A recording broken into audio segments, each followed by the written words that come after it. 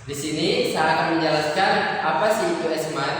Jadi, SMART ini adalah sebuah standar keamanan yang digunakan untuk melindungi komunikasi email agar lebih aman dan terpercaya saat dikirim melalui jaringan internet. Pada dasarnya, SMART ini dikembangkan untuk mengatasi berbagai risiko keamanan dan pengirim email biasa, seperti penyadapan, pemalsuan identitas, serta perubahan isi pesan oleh pihak yang tidak berwenang. Nah, sekarang saya akan menjelaskan tentang klasifikasi C untuk SMART. Nah, SMART ini menggunakan kriptografi kunci publik yang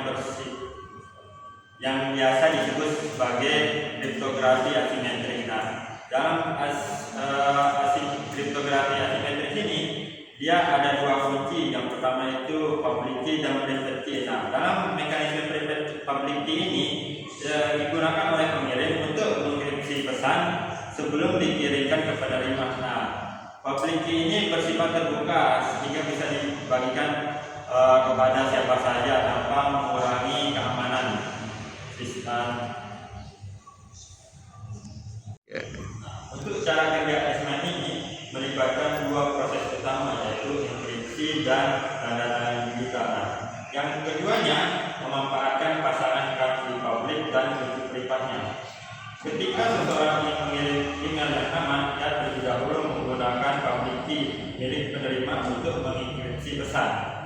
Nah, dalam proses ini memastikan bahwa email yang dikirim tidak dapat dibaca oleh pihak lain selama perjalanan di jaringan, karena hanya si penerima yang memiliki private key yang bisa mendeskripsi dan membaca isi pesan tersebut.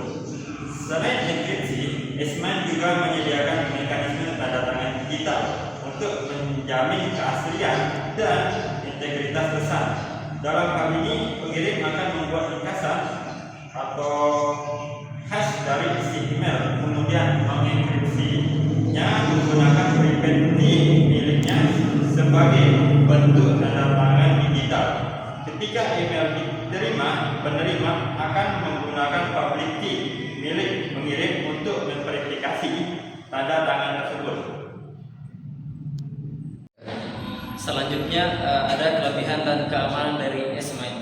SMART memiliki berbagai kelebihan yang menjadikannya sebagai salah satu standar keamanan email yang banyak digunakan, terutama di lingkungan profesional seperti perusahaan dan instansi pemerintahan. Salah satu keunggulannya yang utama adalah kemampuannya dalam menggabungkan dua mekanisme keamanan sekaligus, yaitu seperti enkripsi dan tanda tangan digital, sehingga tidak hanya menjaga kerahasiaan isi pesan, tetapi juga memastikan keaslian serta keutuhan data yang dikirimkan. Dengan adanya kombinasi ini, SMART mampu memberikan perlindungan menyeluruh terhadap berbagai ancaman seperti penyadapan, pemalsuan identitas maupun manipulasi isi pesan. Di kesempatan kali ini saya akan menjelaskan terkait dengan tujuan keamanan dari SMART itu sendiri. SMART dirancang untuk menjamin kerahasiaan atau confidentiality, yaitu memastikan bahwa isi email hanya dapat dibaca oleh pihak yang berhak, sehingga informasi sensitif tidak dapat diakses oleh pihak yang tidak berkepentingan. Selain itu, SMART juga bertujuan menjaga integritas atau integriti pesan, yang berarti bahwa isi email tidak mengalami perubahan baik secara sengaja maupun tidak sengaja. Selama proses pengiriman, SMART juga memberikan autentikasi, yaitu kemampuan untuk memastikan bahwa identitas dari pengirim benar dan dapat dipercaya, sehingga penerima tidak tertipu oleh email palsu atau serangan spoofing. Selanjutnya, use case. Gambaran alur kasus yaitu mengirim email dengan SMART. Contohnya staf keuangan ke direktur. Pertama, tulis email. Staf menulis email seperti biasa dan mengaktifkan file, misalnya laporan keuangan. Kedua, enkripsi dan tanda tangan. Selanjutnya, staf mengaktifkan fitur encrypt dan digital signature, lalu memilih sertifikat. Selanjutnya, yang ketiga, email terkirim. Email yang sudah terenkripsi dan ditandatangani kemudian dikirim melalui internet. Keempat, Penerima misalnya direktur membuka email menggunakan private key miliknya. Kelima, verifikasi tanda tangan. Terakhir, sistem akan memverifikasi tanda tangan digital menggunakan public key dari pemiliknya. Selanjutnya, cara penggunaan.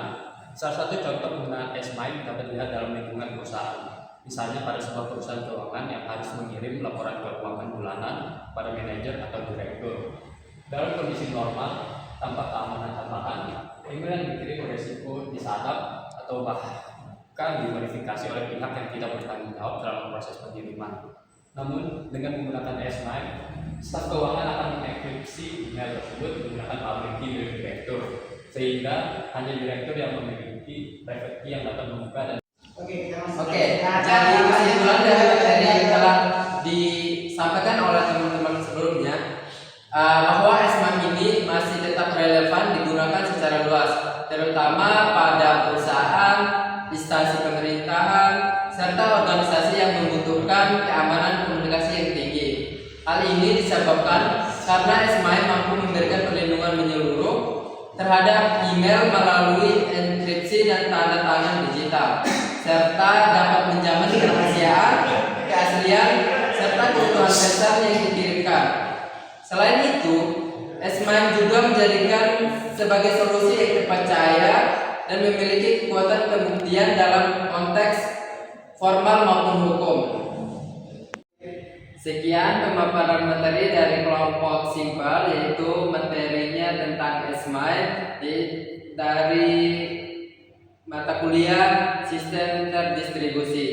Wabillahi taufiq wal hidayah. Wassalamualaikum warahmatullahi wabarakatuh.